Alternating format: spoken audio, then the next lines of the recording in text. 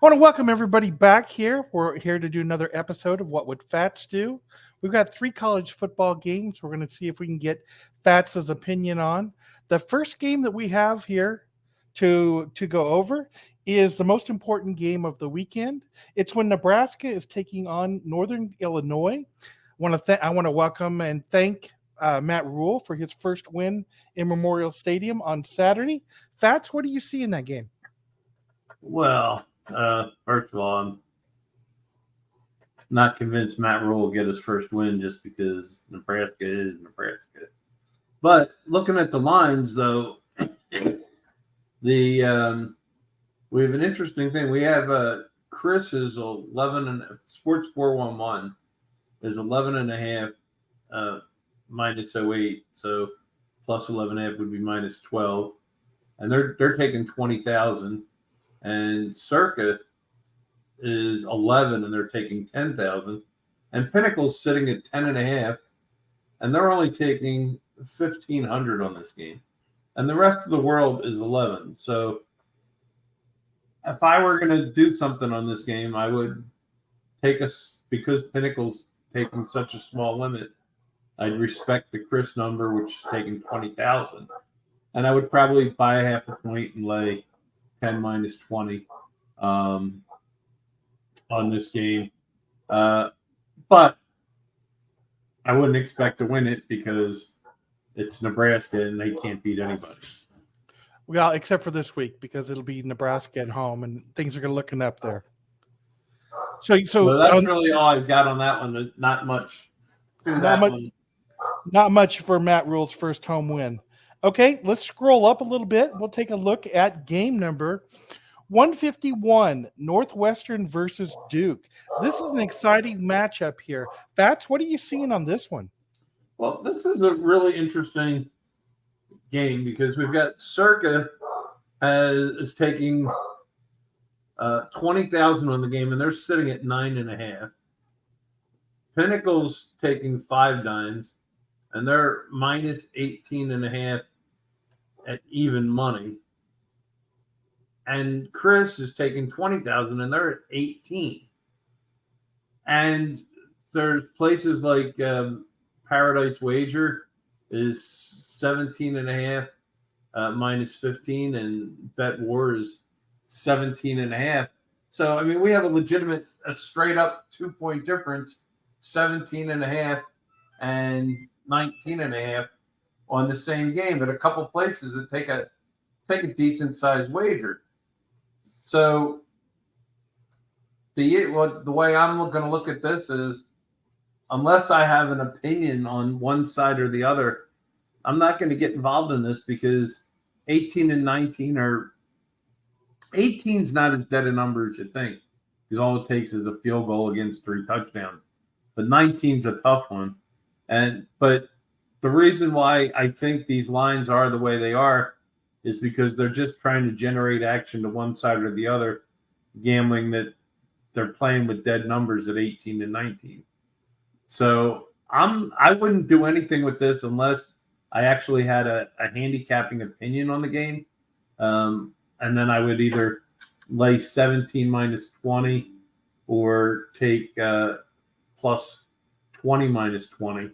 If I could on either side, but I would only get involved if I actually had a handicapper that really had a reason that they liked the game, one side or the other there. So Other than that, though, I'm very interested to just see how this plays out and see where it ends up. But I wouldn't just jump out and lay 17.5 and take 19.5 and then run and tell all your friends you got a 2-point medal. I understand. And sometimes the most important bet you can make is not making a bet at all. So I respect that.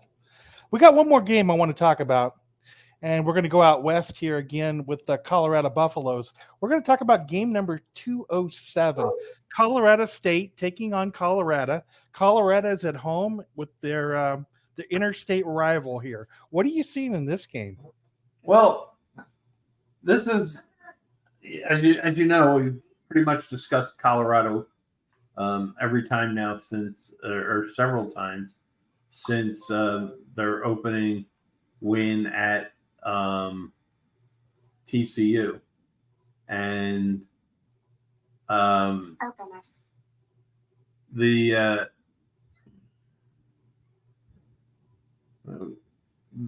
sorry. I've been a big proponent of that they can't adjust the Colorado line enough to catch up to the talent that's on this team. And last week I said all the suckers and all the squares were on Colorado at 2.5, and all the wise guys were on plus 3.5 or better, and they even took 3 because they couldn't make a number high enough to stay off of the Nebraska side, and they're too stubborn and they stick to their numbers, and they had to eat that one last week. Now, prior to last week's game, the look-ahead line for this game was Colorado 21. And Colorado State didn't play last week. And Colorado State the week before was like a 2-touchdown underdog to Washington or Washington State, whichever team they played, at home. And they lost by like 4 touchdowns or something like that. So Colorado State is not that good to begin with. Colorado exceeded their expectations against Nebraska last week. So if they were already supposed to be 21 against Colorado State prior to the game, the week before on the look-ahead line, to me, 23 is too low. I think this game should have been around 24 or 25. I really think the right number is about 28, but the handicappers and the odds makers just aren't there yet in adjusting the number on this team. The opener at Circa was minus 19. It got jumped on pretty quick, went to 21, and it got somebody laid that, and it's been steady at 23. I still would not bet the dog here. It would be Colorado or nothing for me, only based on what I think is an error in the odds makers process of making the line, and in that they don't have it adjusted enough. And I was talking to another handicapper, a very respected handicapper, and he told me that he's already adjusted for Colorado in the 2 weeks his power rating by 21 points. And that's the most in his lifetime he's ever adjusted a team over 2 weeks. And he's still not sure that it's right at this point. And now I'm going to throw you a little tidbit of extra bonus here. Because of all the publicity with Colorado and Deion Sanders, the line for next week against Oregon is up in a few select places. You have to hunt and look for it, but it can be found. The look-ahead line prior to the Nebraska game was Oregon 13 over Colorado. Now, Oregon last week was a 6-point favorite, and they won by 8. They rallied late to win the game by 8. So they pretty much performed what they should perform based on their power rating in the line. Once again, Colorado against Nebraska far exceeded. So to me, with that look ahead, Colorado, assuming now this week Oregon plays a cupcake, they're a 38-point favorite, so there shouldn't be any great change to their power rating. Colorado, if they win by 4 touchdowns or more in this game, I think it just bolsters the notion that the Colorado has not been properly calibrated by the odds makers.